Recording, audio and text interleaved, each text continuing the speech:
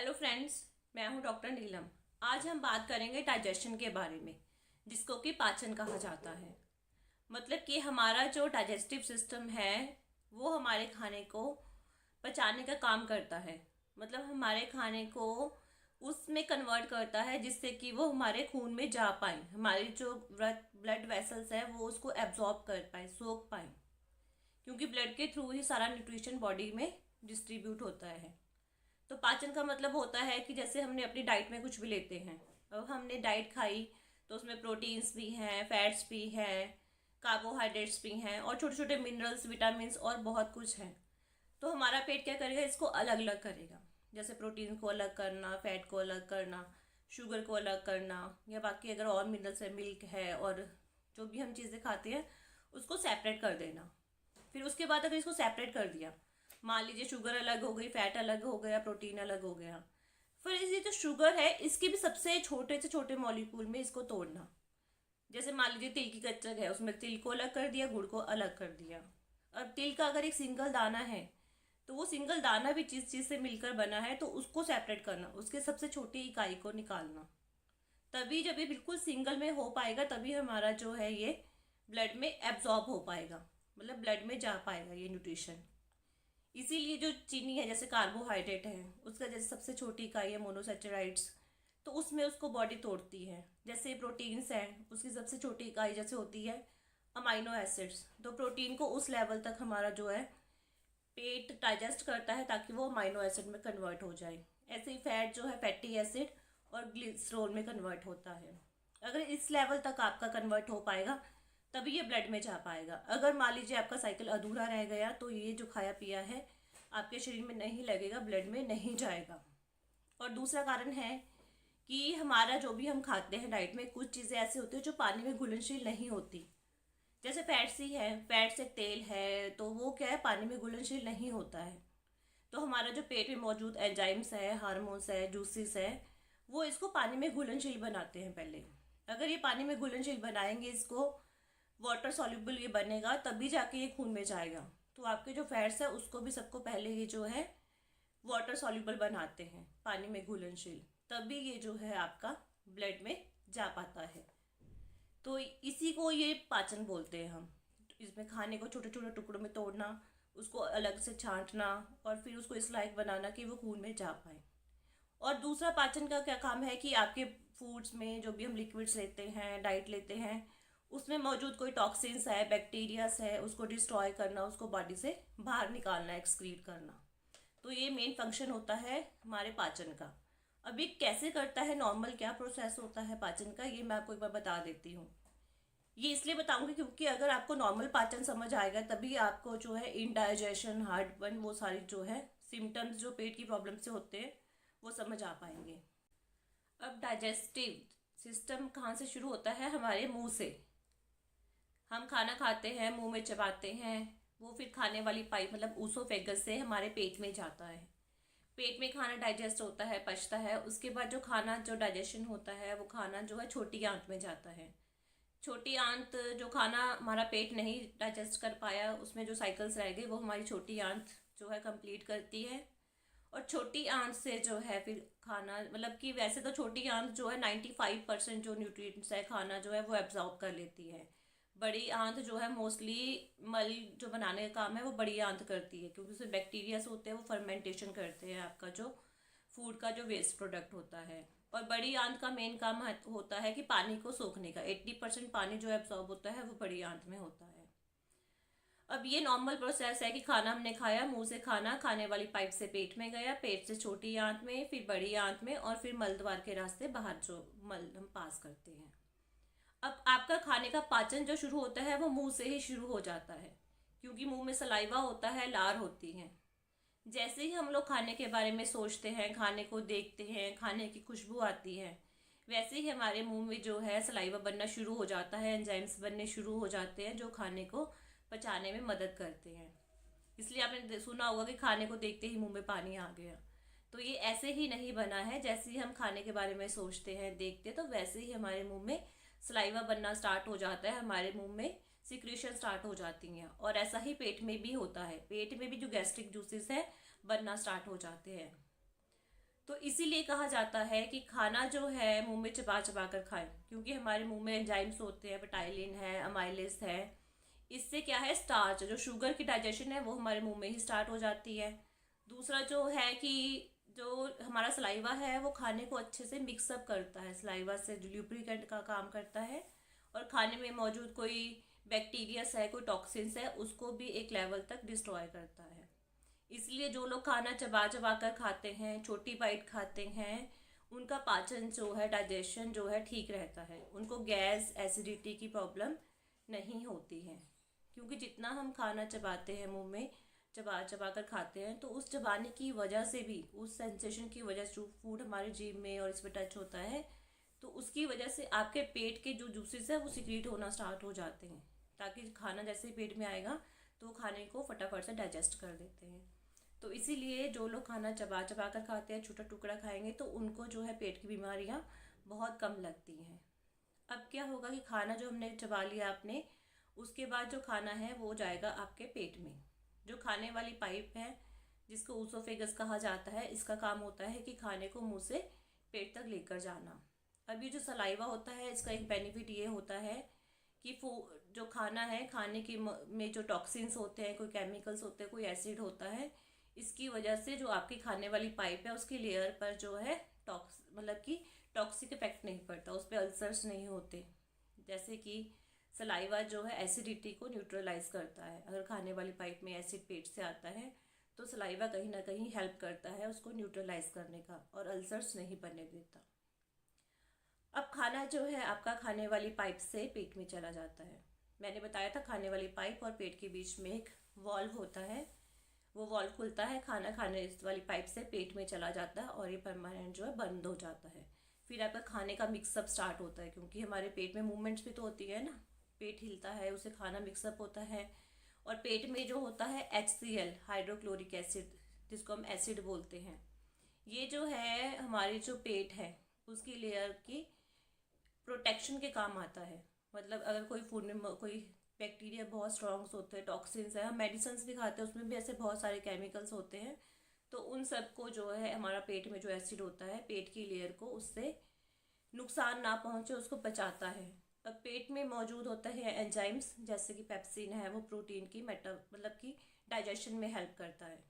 मतलब प्रोटीन को छोटे छोटे टुकड़ों में जो है तोड़ना स्टार्ट कर देता है, और बाकी जो भी आपकी डाइट में जो भी हम खाते हैं उसमें जो मौजूद और चीज़ें होती हैं उसका डाइजेशन करना शुरू कर देता है। डाइट में मौजूद जैसे फैट होता है, कार्बोहाइड्रेट होता है, प्रोटीन होता है, मिल्क होता है, तो हर तरह के भोजन को डाइजेस्ट करने के लिए, पाचन के लिए अलग अलग तरह के एंजाइम्स होते हैं। जैसे मुंह में जैसे पहले स्टार्च जो है उसकी डाइजेशन स्टार्ट हो जाती है शुगर की, और पेट में मोस्टली जो है स्टार्ट होती है प्रोटीन की। जैसे जैसे प्रोटीन की डाइजेशन होती रहती है, मतलब पाचन होता रहता है, वो छोटे छोटे टुकड़ों में टूटता रहता है, तो उसकी वजह से हमारे ब्लड में कुछ हार्मोन्स, कुछ केमिकल्स भी सिक्रीट होते हैं, जिसकी वजह से आपकी छोटी आंत में जो जूसेस होते हैं वो सिक्रीट होना स्टार्ट हो जाते हैं। अब पेट में जो है अप्रॉक्सीमेट 1200 से 1500 ml जो है ये डेली बनता है पेट में गैस्ट्रिक जूस। गैस्ट्रिक पेट को बोलते हैं, और जो पेट में होते हैं जूसेस उसको गैस्ट्रिक जूसेस बोला जाता है। तो ये 1200 से 1500 ml जो है पेट डेली इसको बनाता है। अब जिस दिन आप लोग खाना नहीं खाते या हम फास्टिंग में होते हैं, उस दिन भी लोग बोलते हैं कि हम खाना नहीं खाते, खाली पेट होते, फिर भी हमें ऐसा लगता है कि एसिडिटी हो रही है। उसका कारण ये है कि अगर हम खाना नहीं खाते लेकिन हम जो ये लार अंदर निकलते हैं, सलाइवा होता है, या हम जब बोलते हैं हवा के द्वारा, अगर कोई भी बैक्टीरिया, कोई वायरस हमारे पेट में एंटर करता है तो उसको डिस्ट्रॉय करने के लिए 60 ml पर मतलब आर, 1 घंटे में 60 ml जो जूस है वो पेट हमारा सिक्रीट करता रहता है, ताकि अगर हमने खाना नहीं भी खाया तो भी अगर सलाइवा के थ्रू कोई हमारा बैक्टीरिया एंटर करे उसको वो डिस्ट्रॉय कर सके। मतलब पेट की रक्षा करने के लिए ये जो एसिड है बनता है अगर हम खाली पेट होते हैं तो भी। अब पेट में मैंने बताया था कि जैसे ही हम खाना चबाते हैं वैसे सिक्रीशंस आती हैं और पेट में जूसेस स्टार्ट हो जाते हैं रिलीज होना। और जब खाना हमारा पेट में जाता है तो पेट के टच होने की वजह से और कुछ केमिकल, जैसे हम सोचते हैं खाने के बारे में, कुछ केमिकल्स रिलीज होते हैं, मतलब नर्वस सिस्टम का भी जो है गैस्ट्रिक जूसेस के ऊपर इफेक्ट पड़ता है। इसीलिए कहते हैं कि जब भी खाना खाएं खुश दिल से खाएं। अगर आप उदास हैं, दुखी हैं, या टीवी देखते हुए, मोबाइल देखते हुए खाना ना खाएं, क्योंकि अगर ऐसा करते हैं तो ये पाचन जो है आपका अच्छे से नहीं होता। फिर खाना देर समय तक, लेट टाइम तक पेट में पड़ा रहेगा और फिर पाचन आपका आधा रह जाएगा, तो न्यूट्रिशन जो उतना बॉडी को नहीं मिल पाएगा। अब खाना जो है खाने वाली पाइप में 3-4 घंटे में जितना डाइजेस्ट होना था उसका वो बन जाता है। उसके बाद जो खाना है आपकी छोटी आंत में जाता है। अब छोटी आंत में जो जूसेस है वो 3 तरह के होते हैं। एक तो छोटी आंत जो जूसेस बनाती है, वो खाने को पचाने में हेल्प करता है। दूसरा बाइल, जैसे मैंने बाइल का बताया था कि बाइल जो है लीवर बनाता है, वो हमारे पित्ते में, गाल ब्लैडर में आकर स्टोर हो जाता है। जब हम लोग खाना खाते हैं तो जो बाइल है वो पित्ते में से आके छोटी आंत में आ जाता है ना।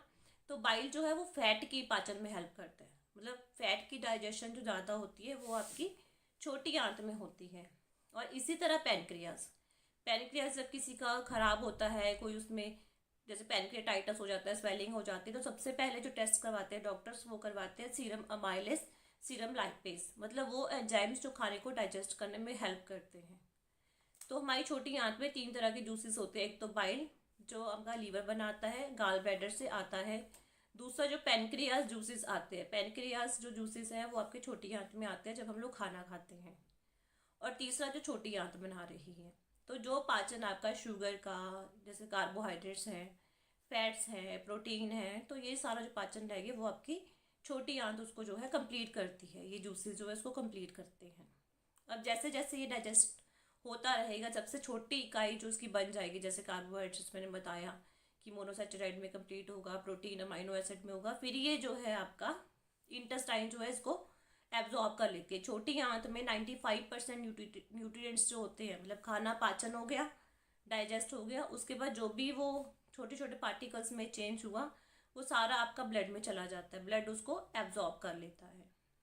अब जो बाकी जो वेस्ट रह जाता है वो आपका बड़ी आंत में चला जाता है। बड़ी आंत जो है इसमें से पानी को सोख लेती है और बाकी जो है मल का जो है निर्माण कर देती है, फीकल मैटर जो है वो बनता है। ये नॉर्मल प्रोसेस है। अगर आपका बाइल में, मतलब लीवर में प्रॉब्लम होगी, इसलिए कहा जाता है कि डाइजेशन में दिक्कत आएगी, या फिर अगर पैनक्रियास में दिक्कत होगी तो भी आपके डाइजेशन में प्रॉब्लम आती है। डाइजेशन पर कौन कौन से फैक्टर्स जो है डिपेंड करते हैं। पहला तो आपके जूसेस जो हैं वो अच्छे से सिक्रीट होने चाहिए। जैसे हम खाना खाते हैं, हम सोचते हैं, दिल से खाना खाते हैं, खुश मन से खाते हैं, तो जूसेस जल्दी सिक्रीट होते हैं। अगर जूसेस आपके टाइम पर सिक्रीट होंगे, प्रॉपर अमाउंट जितनी चाहिए खाने को डाइजेस्ट करने के लिए उतनी अमाउंट सिक्रीट होगी, तो आपका खाना प्रॉपर टाइम पर डाइजेस्ट होगा। इसीलिए जूसेस, जैसे पैनक्रियाज का जूस है, हमने खाना खाया, आपका पैनक्रियाज का जो जूस है वो 1-2 मिनट बाद स्टार्ट हो जाता है सिक्रीट होना। जैसे जैसे हम खाना चबाते हैं वैसे वैसे जो है पेट के और जो जूसेस है वो सिक्रीट होना स्टार्ट हो जाते हैं। जैसे ही खाना पेट में टच होता है, उसको घुमाता है पेट, वैसे ही छोटी आंत में जो सिक्रीट हो जाता है। बाइल एकदम से खाना टच करता है छोटी आंत में, इसी टाइम जो है छोटी आंत में आ जाता है। तो खाने के टच होने से, चाहे वो स्टमक में टच हो, आपके मुंह में हो या आंत में हो, तो उसी के टच करने से भी आपका जो है सिक्रीशन स्टार्ट हो जाती है, हार्मोन्स, केमिकल्स रिलीज होना स्टार्ट हो जाते हैं।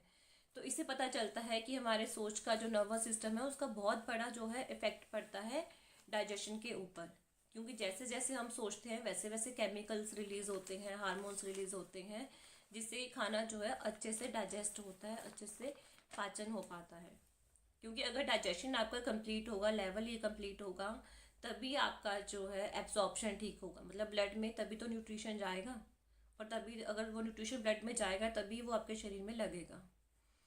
अब दूसरा है, टाइम का भी बहुत बड़ी इंपॉर्टेंस है इसमें, क्योंकि हम कब क्या चीज़ खाते हैं और कितने टाइम पे जूसेस बनते हैं, तो इसका भी बहुत बड़ा रोल होता है। और खाना आपका मान लो 3 घंटे की जगह 6 घंटे पेट में पड़ा रहा, जूसेस तो बनने स्टार्ट हो गए थे, लेकिन खाना पहुंचा ही तो डाइजेशन क्या होगा, खाली पेट होगा, एसिड होगा, तो फिर आपको एसिडिटी होगी, जलन होगी। तो इसीलिए डाइजेशन को नॉर्मल बनाने के लिए बहुत सारी चीज़ें हैं। एक तो खाना जो है हम टाइम पर खाएं, छोटा बाइट चबा चबा कर खाएं, और खाना खाते समय जो है पॉजिटिव सोचें। तो इसीलिए जो है ये मैंने नॉर्मल डाइजेशन इसलिए बताया है, ताकि आपको जब इस चीज़ के बारे में पता चलेगा तो आप आगे की इंडाइजेशन और बाकी प्रॉब्लम्स को समझ पाएंगे पेट से। क्योंकि जैसे ही आपके पेट पे कोई चीज़ टच होती है, इरिटेशन होती है, तो उसे देखा मुंह में सलाइवा आ जाता है, मुंह में उल्टी आने से पहले भी एकदम ऐसा लगता है मुंह में बहुत सारा पानी आ जाएगा। मतलब सिर्फ कोई चीज़, अगर जैसे हमारी स्किन पे कोई चीज़ टच होती है तो एकदम हमारी पूरी बॉडी रिस्पॉन्स करती है। कोई सुई चुभी, कोई मक्खी ने काटा आपको, तो सिर्फ वो हाथ नहीं, पूरी बॉडी एकदम से उसके ऊपर रिस्पॉन्स करने लग जाती है। हमारी फेस के एक्सप्रेशन चेंज हो जाते हैं, हमारा दूसरा हाथ उस हाथ के ऊपर आ जाता है। तो ऐसे ही जो पेट है वो एक सब कम्बिनेशन में काम करता है। अगर एक जगह इरिटेशन होगी तो बाकी सारा जो सिस्टम है वो हरकत में आ जाता है, वो भी काम करने लग जाता है। तो ये था मेरा नॉर्मल डाइजेशन। अगर आपको पसंद आए तो लाइक कीजिए, शेयर कीजिए, सब्सक्राइब कीजिए। नमस्ते।